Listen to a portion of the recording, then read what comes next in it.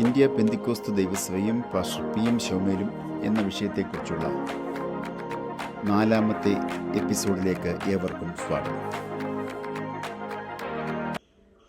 Pastor PM Samuel the പെന്തിക്കോസ്ത് മിഷനോടുള്ള ബന്ധത്തിൽ തമിഴ്നാട്ടിലെ തൂത്തുക്കുടി ജില്ലയിലുള്ള നാസറേത്തിൽ മീറ്റിങ്ങിന് ക്ഷണിക്കപ്പെട്ടു. അവിടെ കടന്നുപോയി. അവിടെ നടന്ന മീറ്റിങ്ങുകളിൽ വലിയ ഉണർവുണ്ടാവുകയും ധാരാളം പേർ രക്ഷിക്കപ്പെട്ട് സ്നാനപ്പെടുവാനും സുവിശേഷ വേലയ്ക്ക് വേണ്ടി പ്രതിഷ്ഠിക്കപ്പെടുവാനും ഇടയായി. തമിഴ്നാട്ടിൽ ഈ വാർത്ത പ്രചരിച്ച് അങ്ങനെ മദ്രാസിൽ പ്രവർത്തിച്ചുകൊണ്ടിരുന്ന പാസ്റ്റർ ഗോപാലൻ ദാനിയേൽ എന്ന ഒരു ദൈവദാസൻ ഇതറിഞ്ഞ് പാസ്റ്റർ PM ശൗമേലിനെ വിളിക്കുകയും അങ്ങനെ പാസ്റ്റർ PM ശൗമേൽ മദ്രാസിലെത്തുകയും ചെയ്യുന്നു. മദ്രാസിൻ്റെ വിവിധ ഭാഗങ്ങളിൽ നടത്തിയ മീറ്റിങ്ങുകളിൽ നൂറുകണക്കിന് ജനം ദൈവത്തെ അറിയുവാനും രക്ഷിക്കപ്പെടുവാനും സ്നാനപ്പെടുവാനും ഒക്കെ ഇടയായി. സമൂഹത്തിലെ ഉന്നത സ്ഥാനീയർ മുതൽ കീഴ്ത്തട്ടിലുള്ള ജനം വരെ ഈ വിശ്വാസപാത പിന്തുടരുവാൻ മദ്രാസിലെ ഈ മീറ്റിങ്ങുകൾ കൊണ്ട് സാധിച്ചു. അതുമാത്രമല്ല, തമിഴ്നാടിൻ്റെ വിവിധ ഭാഗങ്ങളിലുള്ളവർ, ആന്ധ്രയുടെ വിവിധ ഭാഗങ്ങളിലുള്ളവർ ഒക്കെ ഈ മീറ്റിങ്ങുകളിൽ സംബന്ധിച്ച് ആ പ്രദേശത്തൊക്കെ പുതിയ സഭ രൂപീകരിക്കുവാനും ഇടയായി. മദ്രാസിലെ മീറ്റിങ്ങിന് ശേഷം ഈ മീറ്റിങ്ങിൽ സംബന്ധിച്ച ഒരു അധ്യാപകൻ തിരുച്ചിറപ്പള്ളിയിലേക്ക് അദ്ദേഹത്തെ ക്ഷണിക്കുകയാണ്. തിരുച്ചിറപ്പള്ളിയിൽ ചെന്ന പാസ്റ്റർ PM ശൗമേൽ അവിടെ യോഗങ്ങൾ നടത്തുകയും ആ യോഗങ്ങളിൽ വെച്ച് പിന്നെയും ജനം രക്ഷിക്കപ്പെട്ടു. സഭ ആരംഭിതമായി. അതിനുശേഷം നാട്ടിലെത്തി പ്രാർത്ഥനയിൽ ഇരിക്കുമ്പോൾ ശക്തമായ ദൈവിക വെളിപ്പാട് അദ്ദേഹത്തിന് നൽകി. ആന്ധ്രാപ്രദേശിലേക്ക് കടന്നു പോകണം എന്നതായിരുന്നു ആ വെളിപ്പാട്. ആദ്യം അവിശ്വസനീയമായി തോന്നിയെങ്കിലും ആ പ്രവചനം ഉറപ്പിക്കത്തക്ക രീതിയിലുള്ള സംഭവങ്ങളാണ് പിന്നീടുണ്ടാകുന്നത്. ഒട്ടും പ്രതീക്ഷിക്കാതെ അടുത്ത ദിവസം ഒരു എഴുത്ത് വരികയാണ് അദ്ദേഹത്തിൻ്റെ ഭവനത്തിലേക്ക്. മസൂലിപ്പട്ടണത്തുള്ള ഒരു ബ്രദർ ഗുരുപാദമാണ് കത്തയച്ചിരിക്കുന്നത്. തമിഴ്നാട്ടിലെയും കേരളത്തിലെയും താങ്കളുടെ പ്രവർത്തനങ്ങൾ കൊണ്ട് അനേകായിരങ്ങൾ ക്രിസ്തുവിനെ അറിഞ്ഞു. ഈ സത്യ വെളിച്ചം അനേകർ ഇന്നും വഹിക്കുവാനും അത് കാരണമായി. എന്നാൽ എന്തുകൊണ്ട് താങ്കൾ ആന്ധ്രയിലെ ഞങ്ങളെ ഓർക്കുന്നില്ല? തീർച്ചയായും ഇവിടെ ഞങ്ങൾ മീറ്റിങ്ങുകൾ ക്രമീകരിക്കാം. എത്രയും പെട്ടെന്ന് ഇവിടെ കടന്നു വരിക. ഈ പ്രവചനവും ഈ ഇദ്ദേഹത്തിൻ്റെ ഈ ക്ഷണം കൂടെ ആയിക്കഴിഞ്ഞപ്പോഴത്തേന് അദ്ദേഹം ഒരു കാര്യം ഉറപ്പിച്ചു. ഇത് ദൈവിക വെളിപ്പാട് തന്നെയാണ്. ദൈവമാണ് തന്നെ ആന്ധ്രയിലേക്ക് അയക്കാൻ തീരുമാനിച്ചിരിക്കുന്നത്. അങ്ങനെ ഇരിക്കുമ്പോൾ അദ്ദേഹത്തിൻ്റെ വണ്ടിക്കൂലിയില്ല. എങ്കിലും അദ്ദേഹം വിശ്വാസത്താൽ അവിടെ തിരിക്കുകയാണ്. നേരെ മദ്രാസിലേക്ക് ട്രെയിൻ കയറി.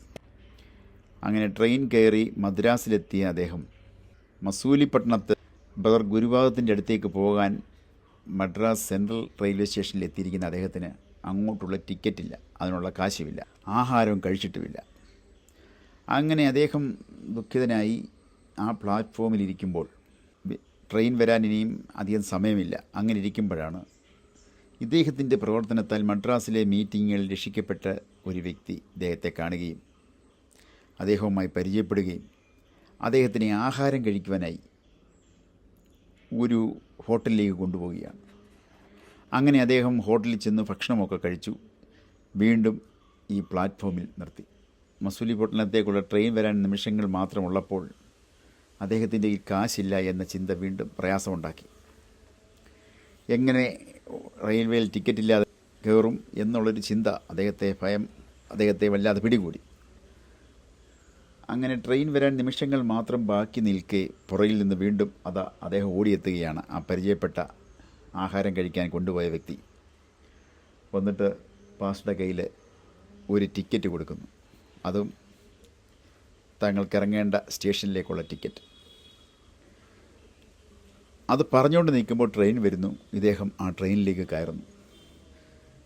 തിരിഞ്ഞ് നിൽക്കാൻ പോലും സമയം കിട്ടാതെ ട്രെയിൻ വിട്ടു. ട്രെയിനിലെ സീറ്റിലിരുന്നു കൊണ്ട് അദ്ദേഹം നെടുവീർപ്പിട്ടു. ദൈവം വിശ്വസ്തനാണ് എന്ന് അടിവരയിട്ട് പറയത്തക്ക രീതിയിലുള്ള അനുഭവങ്ങളാണ് ഈ നിമിഷം വരെ ഉണ്ടായത്.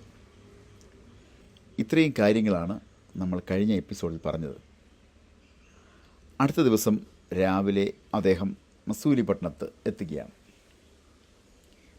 ഇദ്ദേഹം വരുന്നതും കാത്ത് ഗുരുപാദം വെയിറ്റ് ചെയ്തു. അങ്ങനെ സ്വീകരിച്ചു.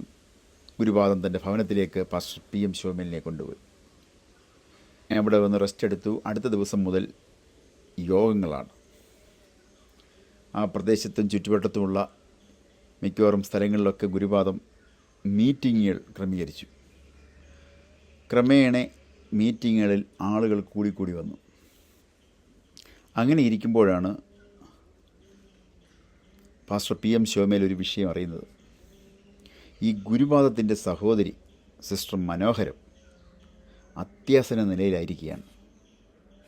ഇതറിഞ്ഞ ഉടനെ പാസ്റ്റർ PM ശോമേൽ അവിടുന്ന് ഈ സിസ്റ്റർ മനോഹരം താമസിക്കുന്ന ഭവനം തേടി പോവുകയാണ്.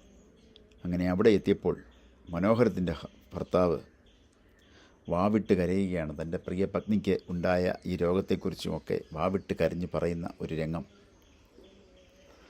അത് കേട്ട് പാസ്റ്റർ PM ശോമേൽ അദ്ദേഹത്തെയും കുടുംബാംഗങ്ങളെയും ആശ്വസിപ്പിച്ച് പ്രാർത്ഥിച്ചു. ചില നിമിഷങ്ങൾക്കകം ദൈവം സിസ്റ്റർ മനോഹരത്തിന് പരിപൂർണ സൗഖ്യം, രോഗസൗഖ്യം നൽകി. ആ രോഗസൗഖ്യത്തിലൂടെ ആ പ്രദേശം മുഴുവനും പാസ്റ്റർ PM ശോമേലും സത്യസുവിശേഷവും പ്രചരിക്കുവാൻ ഇടയായി. തുടർന്നുള്ള മീറ്റിങ്ങുകളിൽ വൻ ജനാവലിയാണ് വന്നുകൊണ്ടിരുന്നത്. അങ്ങനെയിരിക്കെ വെസ്റ്റ് ഗോദാവരി ഡിസ്ട്രിക്റ്റിലെ ഏലൂരിൽ നിന്ന് ഒരു ബ്രദർ ലുക്സണും അദ്ദേഹത്തിൻ്റെ സഹോദരനും പാസ്റ്റർ PM ശോമേലിനെ സന്ദർശിക്കുവാനിടയായി. എന്നിട്ട് അദ്ദേഹത്തോട് പറഞ്ഞു, അവിടെ വരണം, അവിടെയും മീറ്റിങ്ങുകൾ ക്രമീകരിച്ചിട്ടുണ്ട്, അവിടെ വരണമെന്ന് പറഞ്ഞു. അങ്ങനെ ബ്രദർ ലുക്സൻ്റെയും തൻ്റെ സഹോദരൻ്റെയും നിർബന്ധത്തെ തുടർന്ന് പാസ്റ്റർ PM ശോമേൽ ഏലൂരിലേക്ക് പോവുകയാണ്. അങ്ങനെ ഏലൂരിൽ ഇവർ മീറ്റിങ്ങുകൾ ക്രമീകരിച്ചു. ആ മീറ്റിങ്ങുകളിലൊക്കെ പ്രധാനമായും 2 വിഷയങ്ങളാണ് സംസാരിച്ചത്. ഒന്ന് സമാഗമന കൂടാരവും ദാനിയേൽ പ്രവചനവും. ആ പ്രസംഗ വിഷയം ജനത്തെ ശരിക്കും ആകർഷിച്ചതായിരുന്നു.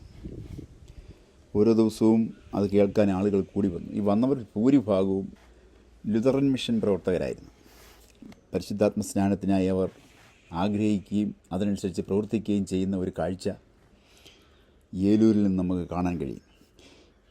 ഏലൂരിൽ ലുതറൻ മിഷണറി ആയിരുന്നൊരു മിസ്സസ് ടാർഗിൻ എന്ന ഒരു സ്ത്രീ ഉണ്ടായിരുന്നു. അവർ അമേരിക്കക്കാരിയാണ്. അവർ അമേരിക്കയിൽ വെച്ച് പരിശുദ്ധാത്മാഭിഷേകം പ്രാപിച്ചിരുന്നുവെങ്കിലും ലുതറൻ സഭയിൽ അത് പറയുവാൻ അവർക്ക് താല്പര്യമില്ലായിരുന്നു. കാരണം അങ്ങനെ പറഞ്ഞാൽ അവർ ബഹിഷ്കരിക്കപ്പെടുമോ എന്നൊരു ഭയം മൂലം അവരത് പറയാതെ പാസ്റ്റർ PM ശോമേലിനെ പേഴ്സണലായിട്ട് വിളിച്ച് തൻ്റെ ഭവനത്തിൽ കൊണ്ട് പ്രാർത്ഥിപ്പിക്കുന്ന ഒരു അനുഭവം ഉണ്ടായിരുന്നു. ലുതറൻ സഭാ മിഷൻ പ്രവർത്തകരിൽ ഏതാണ്ട് നല്ലൊരു ശതമാനവും സത്യസുവിശേഷം എന്തെന്ന് മനസ്സിലാക്കുകയും പരിശുദ്ധാത്മ സ്നാനം പ്രാപിക്കുകയും ചെയ്തു. ഏലൂരിലും പരിസര പ്രദേശങ്ങളിൽ നടന്ന ഉണർവ്യോഗങ്ങളെക്കുറിച്ച് അറിഞ്ഞ ഒരു ബാപ്റ്റിസ്റ്റ് സഭാ പ്രവർത്തകനായിരുന്നൊരു ഡോക്ടറുണ്ടായിരുന്നു, മക്ലാരൻ. അദ്ദേഹം ഇതറിഞ്ഞിട്ട് പാസ്റ്റർ PM ശോമേലിനെ കാക്കിനടയിലേക്ക് വിളിച്ച് അവിടെ പ്രത്യേക മീറ്റിങ്ങുകളൊക്കെ നടത്തി. അപ്പോൾ അന്ന് അവിടെ താമസിക്കുന്നത് ഒരു ബ്രാഹ്മണൻ്റെ വീട്ടിലായിരുന്നു. അങ്ങനെ സത്യൻ ബ്രദറിൻ്റെ വീട്ടിൽ അദ്ദേഹം താമസിച്ചുകൊണ്ടിരിക്കുക. അദ്ദേഹം വളരെ ദയനീയമായിട്ട് തൻ്റെ 22 വയസ്സുള്ള മകളുടെ കാര്യം പാസ്റ്റർ PM ശോമേലിനെ അറിയിക്കുകയാണ്.